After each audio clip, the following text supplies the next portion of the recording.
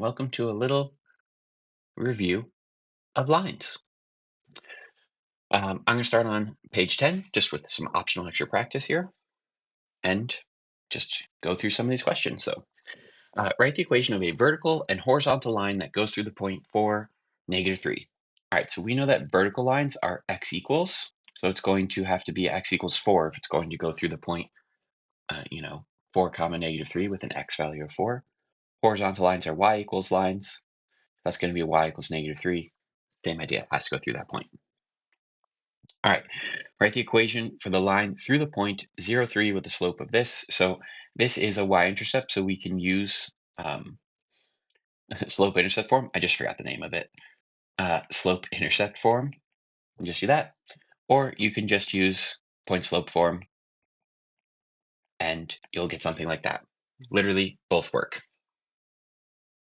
All right, write the equation for the line through these 2 points. In order to do that, we need to find the slope. So I'm going to do y2 minus y1 over x2 minus x1. That's going to give me some crazy thing like that, I believe. And then you can use either point to put this into point slope form. So if I use the first point, I'll get that. If I use the second point, I will get this.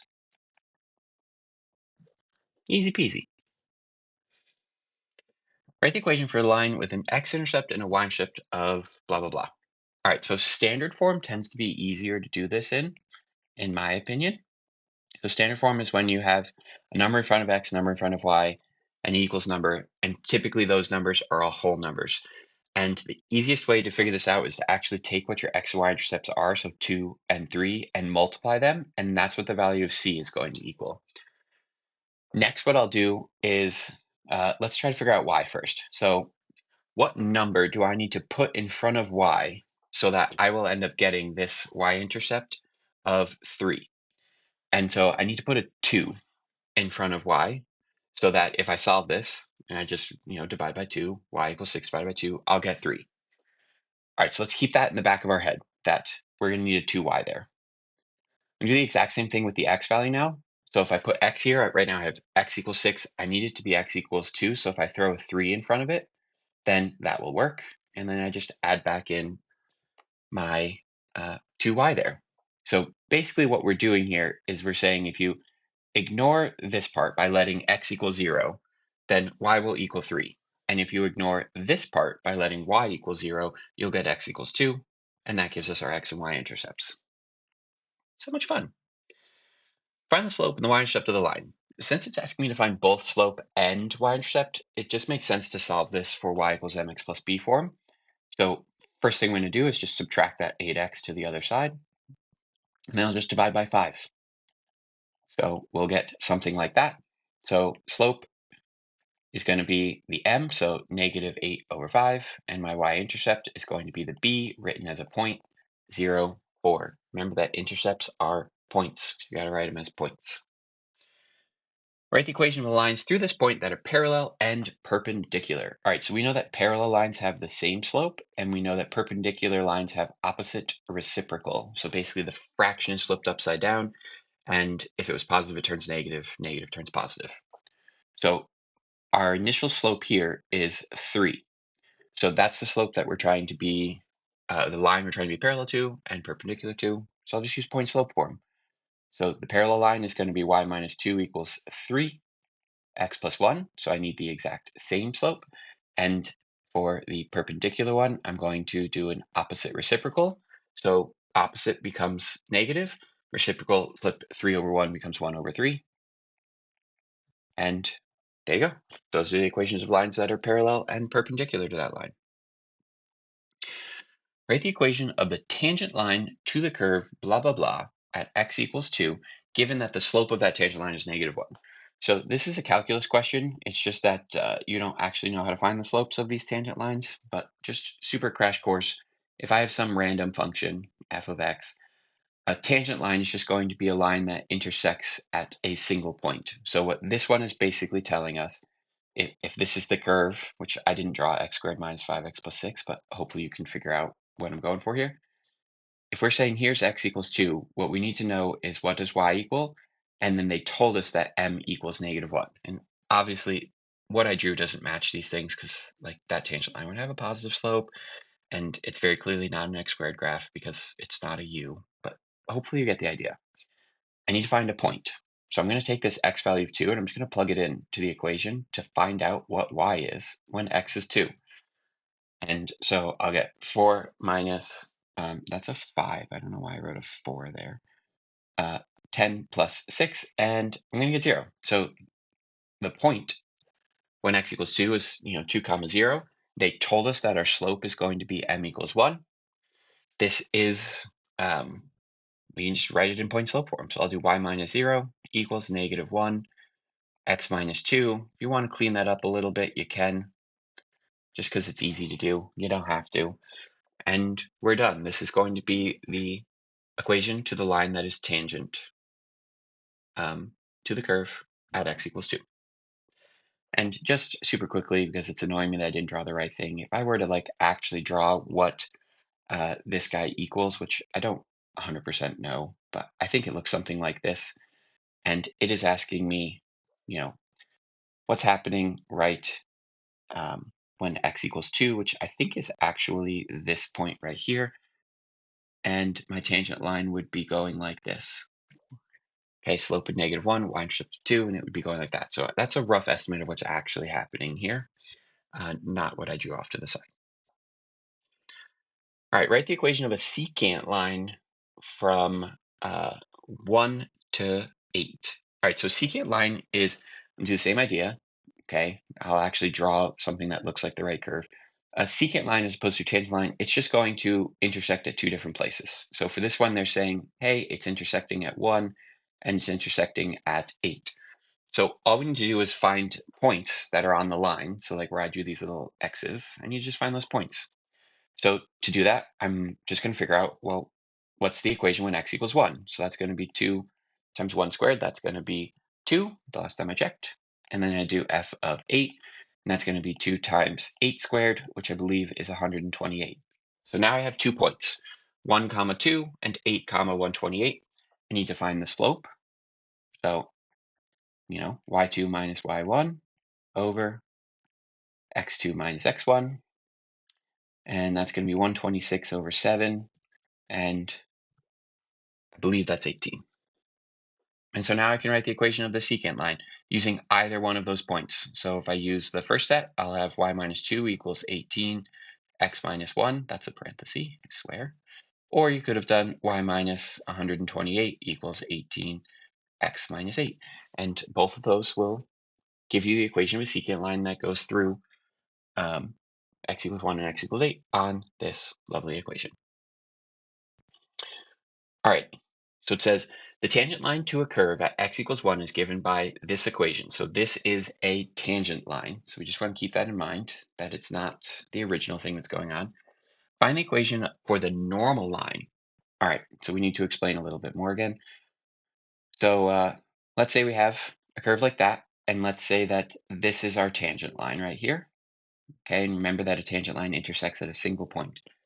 A normal line is going to be perpendicular to a tangent line.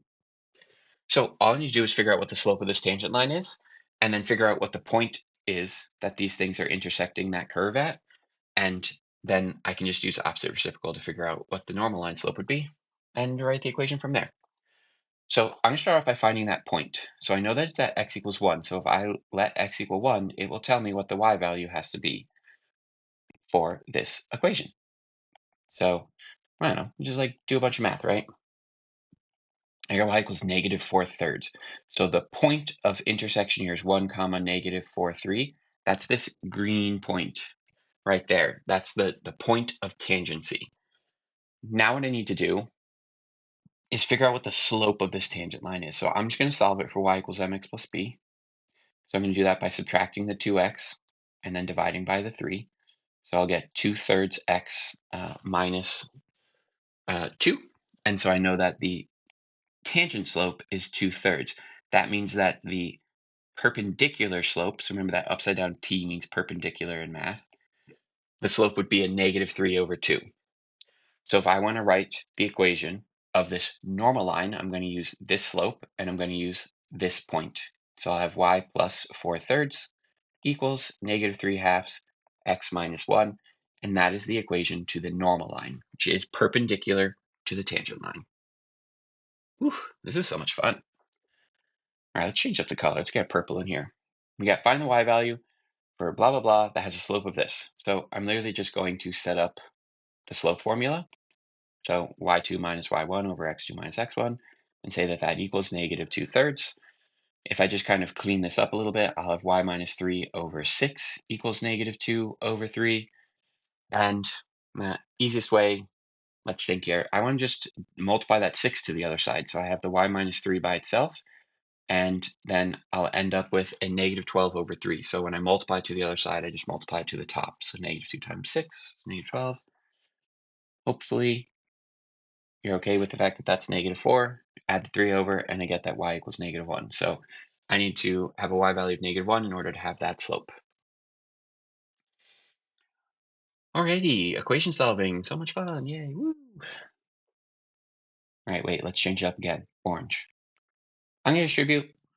That seems like the easiest solution here. If the 2 and the 3, so the things in front of the parentheses, if they were like divisible by one another, then I might consider dividing to see if it reduces things a little bit, but it doesn't. So I won't. So we should get that. I will subtract the 3x, subtract the 6, and you get x equals -18. You want to check your answer, just plug it back in and see if it works out. This guy, I'll distribute that negative sign just so I can get rid of the parentheses. Clean up what's going on this side. And then subtract the 3x, add the 2. So we get something like 2x equals -8. So x equals -4. Again, if I want to check my work, just plug it back in and see if it works out.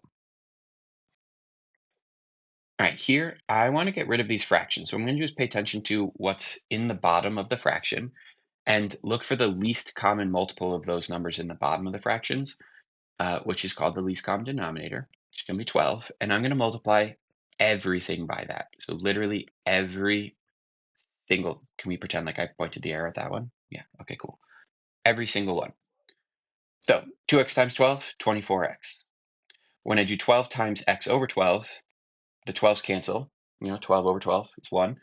When I do the 12 times the x minus 3 over 6, I'm going to end up having the 12 and the 6 cancel to a 2. So I'm really only doing 2 times the x minus 3. And then I'll have just 12x on this side. All right, so we can just basically combine like terms now, distribute that through, and just do a whole bunch of cleaning up here. So let's see, that's going to be 27x. And then when I subtract the 12x, I'll get 15x equals, oops, I forgot to distribute that. That's a 6. My bad. I'll move the 6 over. And so I'll get x equals 6 over 15, which I'm pretty sure reduces to 2/5. Okay, so x have to equal 2/5. If you wanted to check your work, you would just very carefully plug that in. Ooh, okay, this one's a little bit harder. 8, 6, and 12. So to find our least common denominator between 8, 6, and 12, we're looking for the smallest number that all of them can multiply into, which is going to be 24. I'm going to do that same thing as I did before. I'm going to multiply each fraction by 24. So I'll get 24x. Here, when I do 24, the 24 and the 8 are going to cancel to give me 3. So I'll have 3 times x plus 7. Here, 5x over 6. 24 and the 6 are going to cancel to give me 4 times the 5x. And then over here, I'll get 24 over 12 is going to be -2. And now it's just like a normal equation. We'll just solve like normal. So I'll distribute this through, get that fun thing. This is 20x. And then I'm just going to move everything to one side of the equation. X is on one side, numbers on the other side, and then just divide. So I get this kind of gross looking answer, but if we really wanted to, we could plug it in and check. I personally don't think that we want to, so I'm not going to. Ooh, substitution. All right, so substitution is when we solve for one of the variables in one of the equations. So we have like x equals or y equals, and then we substitute it into the other equation. So I'm going to use this bottom one, and I'm just going to add the y to the other side. So I'm going to get that x equals y plus 4, and then I'm going to plug that into this top equation. All righty. So when I do that, I'm going to have the y plus 4, which is replacing that x, plus y equals 8. Okay, so I plugged it into that equation. I have x, which we know is the same as y plus 4, and then plus y equals 8. So that's going to give me 2y equals 4, so y equals 2. Once I have that, plug it back in up here. So I'll get that x equals 2 plus 4, so x equals 6, and then I just write my answer as a point. So the solution to a system of equations is points. Right, that wasn't too bad. Let's see.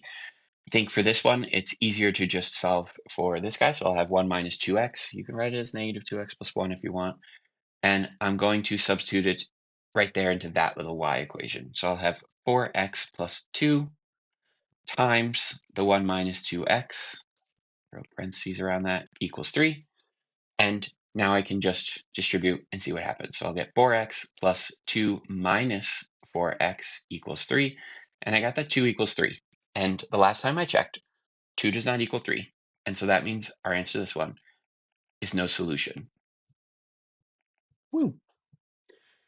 All right, elimination method. This is when you want to have the number in front of the x's or the number in front of the y's be exactly the same. And then you can either add or subtract the equations in order to eliminate one of the variables. So what I'm going to do is multiply the bottom equation, the entire thing, by 3, because then my y values will be exactly the same and they'll be opposite signs. So I'm not changing the top equation at all, but the bottom one, I'm multiplying it by 3. So I'll end up with 30x plus 3y equals 33. And then, because these guys here, the y values are opposite signs, I'm going to add these two equations together. If they were exactly the same, like both positive 3y, then I would just subtract the two equations. So I'll get 32x, so 2x plus 30x. The y's cancel. That's why it's called the elimination method, because we eliminated. And then negative 1 plus 33 is going to be 32. So I get x equals 1. Once I have that, you just plug it back into one of them. I'm going to plug it into this bottom one. So I'll have 10x, where x is actually 1. My bad. So 10 times 1 plus y equals 11. So I'm going to get that y equals 1. And the solution is 1, 1. All right.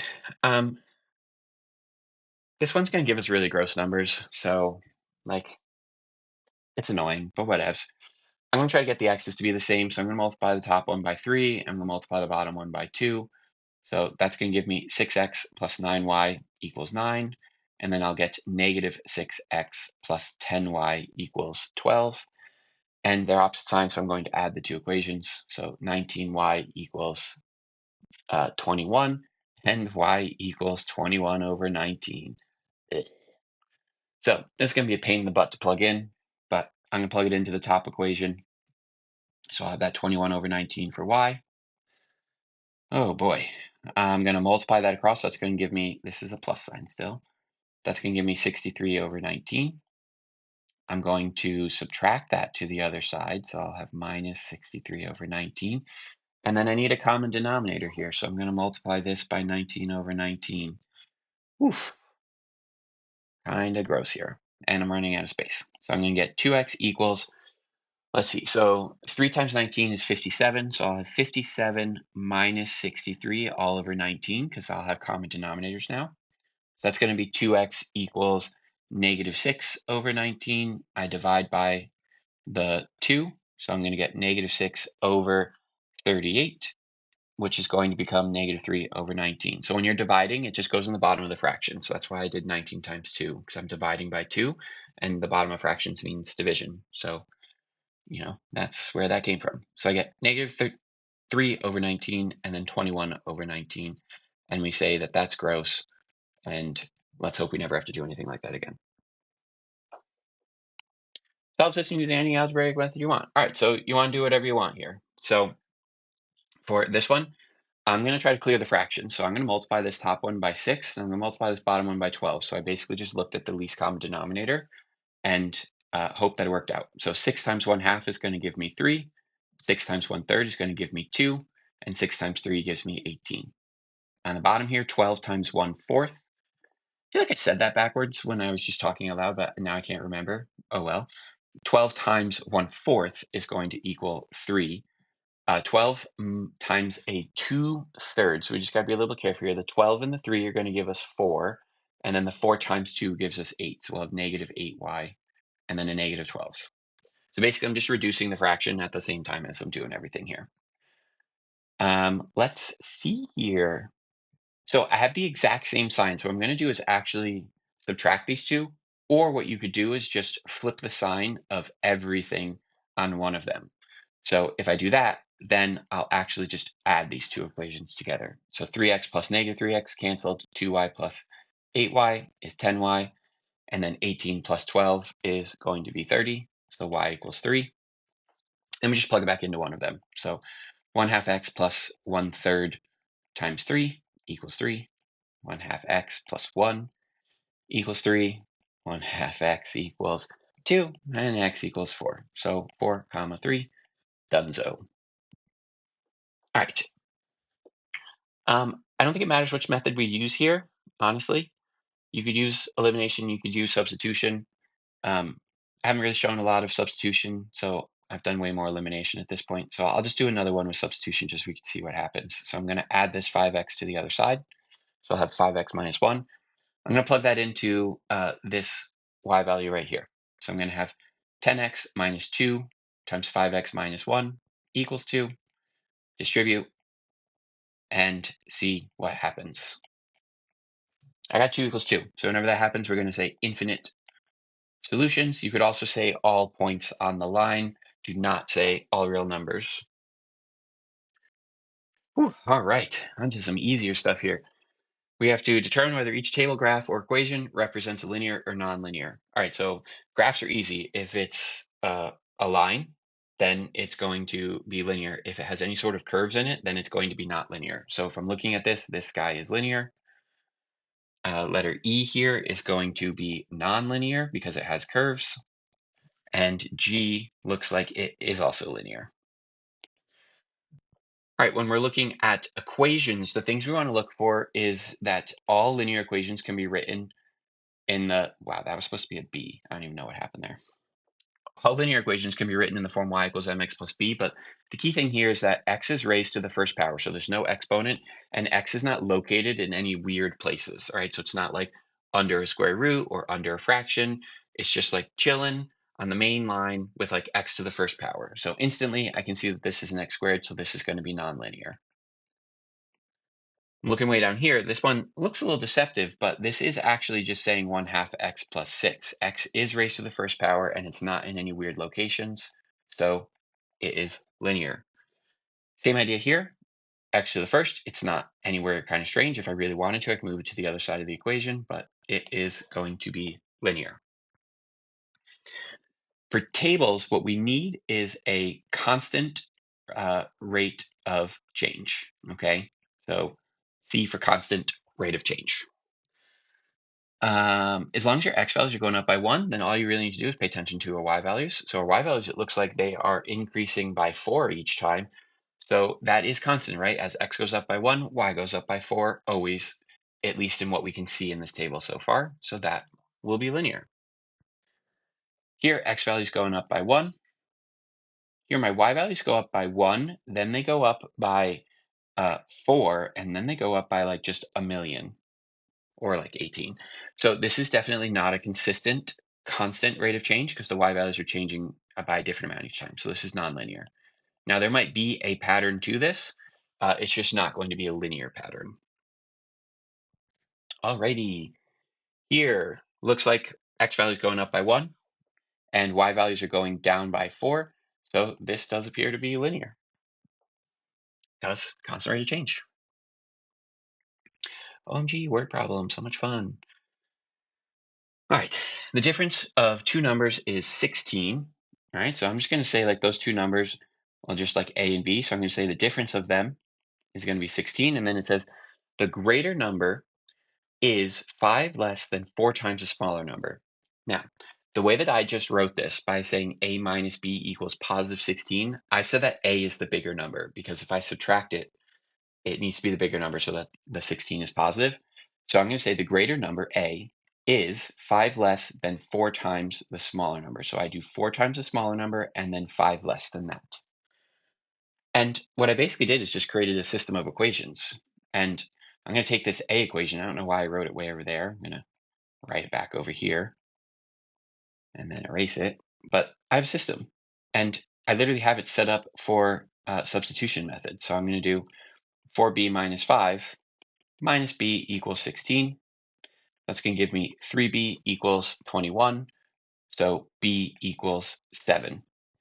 And then I just plug it back into this equation to see what's going on with that. So 4 times 7 minus 5, 28 minus 5 is going to be 23. So the two numbers are 7 and 23.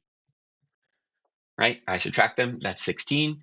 And then if I do 4 times 7 minus 5, that's going to be 23. So it fits both criteria. All right.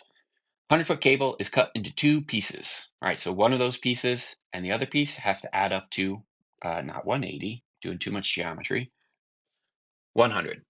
The first piece is 18 feet longer than the second. All right, so I'll just say that x is going to equal y plus 18. So 18 feet longer. How long is each piece of cable? So again, this is just a system. So I'll do y plus 18 plus y equals 100. So 2y is going to equal 82. Y is going to equal 41. And then I just plug it back in over here. So I do 41 plus 18, which is 59. So I'm going to have one that's 59 feet, and the other one is going to be 41 feet. Math. Oh, look at these decimals we're going to have to deal with. Gross. 3 apples and 4 bananas cost whatever. 3 apples and 10 bananas cost that thingy. All right, so 3 apples plus 4 bananas equals 485. 3 apples plus 10 bananas equals 875.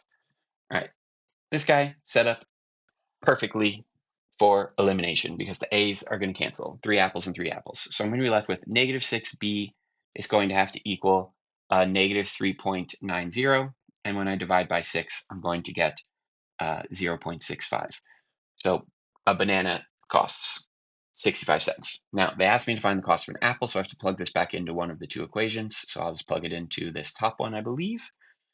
And I will just do a bunch of math here, right? So that's going to give me, oops, I did too much math in my brain there. 2.6 equals 4.85. Subtract that guy over, 2.25, divide by 3, and I get 75. All right, so an apple is going to cost 75 cents, which you can write that way, or you can write it this way if you want to use a decimal. Whew. This is fun. A little tiring, but super fun. The rocket coaster has 15 cars, some that hold 4 people and some that hold 6. There's room for 72 people all together. Okay, that's fun. So I'm going to say that there's A is going to be the 4 passenger cars, and B is going to be the 6 passenger cars. I know that there are 15 of those cars total. A can hold 4 people per car. B can hold 6 people per car. And I know that there are 72 people total. So here's a system. I'm going to multiply the top equation by 4 to cancel out the A value. So I'm going to have 4A plus 4B equals 60, leaving the bottom one alone. So 4A plus 6B equals 72. And I'm going to just subtract them. So I'll get negative 2B equals negative 12 and B equals 6. So from there, I can figure out what A is. So A plus 6 has to equal 15. So A is going to equal 9. So there are 9 4-passenger cars here, and there are 6 6-passenger cars. Alrighty. Tickets for the Valentine dance cost $3 per person and $5 per couple. If $475 worth of tickets were sold and 180 people attended the dance, how many couples were there? So this is actually really easy to mess this one up, and I actually did the first time that I figured this out. So let's first start off with saying, so it's $3 per person, so P will let be the individual people, and $5 per couple. So I'm letting C equal a couple, but we gotta pay attention that a couple is actually 2 people, but that's gonna equal $475. When I go to figure out what my number of people are, so I'm trying to write this equation that's gonna add to 180, what I gotta pay attention is that P is the number of individual people, C is the number of couples, so there's actually 2 people for every 1 couple. All right, so I'll have 2C here. And this is going to be my system now. And let's see here. I don't know why I hesitated there. I'm just going to multiply this entire thing by 3.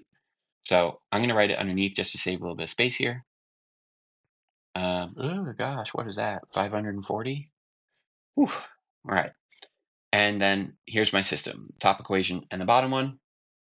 And let's subtract them.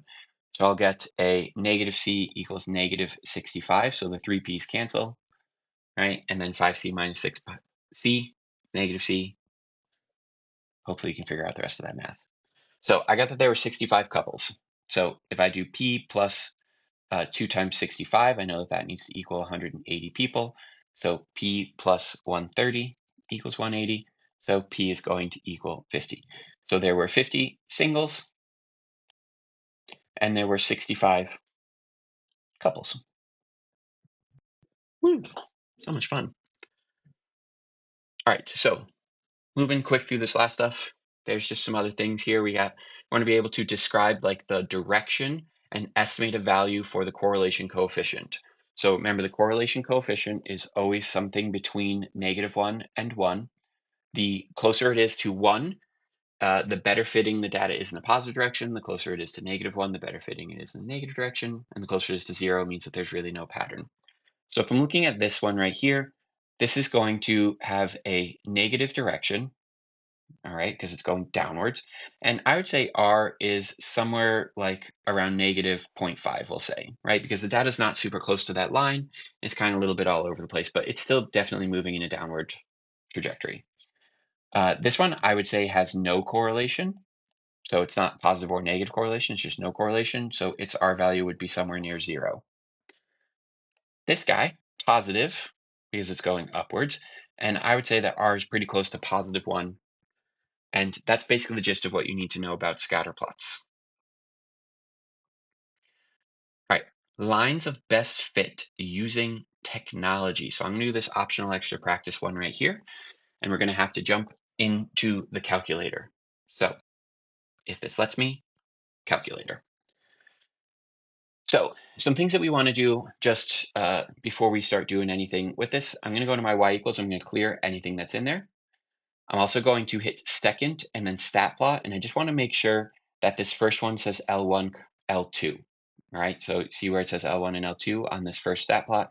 I want to say that if it doesn't, you just go in here and on XList, you make sure that it's L1 and L2. And if you look down at the numbers 1, 2, 3, 4, 5, 6 on your actual keypad, you can see the L1, L2, L3 in the little blue guys. So you just hit like second.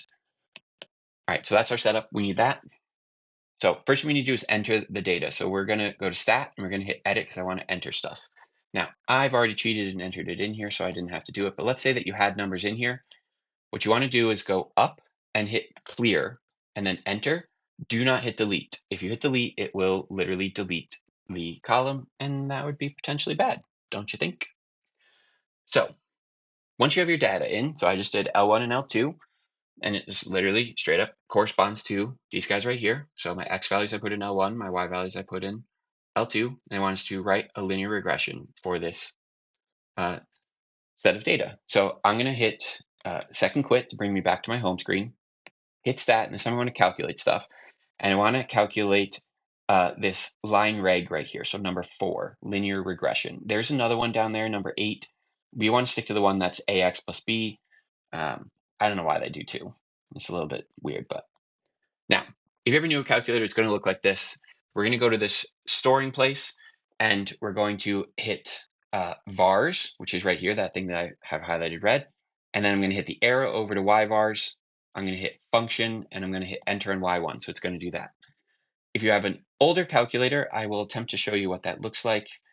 It will look like this. So you basically have to do L1, comma L2, comma Y1. So the comma is right above the 7. I have it highlighted right now. And again, you find the L1, L2 by hitting second number 1 or second number 2. So if you have an older calculator, that's what you want to do. And here's my equation, right? We're going to round to 3 decimal places when we write this down. So I'm going to have that My regression equation is y equals 17.159x minus 2.476. And hopefully I rounded the right way, 159 and 476. Cool. So that's that. Now it says, using this equation, predict the slope of a beach on a beach with grains of sand having a median diameter of 0.65. So that's an x value. So I'm going to do y of 0.65, and I want to be exact. Okay, so I'm going to jump into my calculator, and I'm going to use the equation because when we put that little y1 there, it stored it for us right there. Okay, so I'm going to hit vars, then go to yvars and put this on my home screen. And I'm just going to use function notation, parentheses 0.65, close parentheses, and I get this. Rounding to 3 places is going to be 8.678. So 8.678. And that is the slope in degrees of this thing. Now, if I use this exact equation that I wrote down up here, which is not an exact equation, it's a rounded equation, I believe you'll get 8.677. So you get a little bit of round off error when you don't use, the real thing. So that's why we want to use the real thing that's in there. So use y1. Now, just some other things on this calculator before we wrap things up here. So I'm going to do this y equals right here. What I want to do is jump up and turn that plot 1 on. So see how it's highlighted? And then I'm going to hit zoom 9, which is zoom stat. We were working in the stat menu. Zoom 9 does that. Here's our data, and then we can see our line being graphed there. So if I was doing this for real, I actually don't think that I would have used a linear one. This actually kind of feels like it has like an x to the third feel to it. Like, I hope you can kind of see my mouse here, but it kind of looks, not an x to the third, sorry, cube root of x. Kind of looks like it has a cube root of x feel to it. So I would probably have actually used that if this was like real life and I was trying to model things. But yeah, just wanted to show you that. Just as soon as you're done plotting, you want to turn your plots off because otherwise it gets really annoying to try to do stuff. And there you go. I think that's a nice crash course on everything line related. Yay.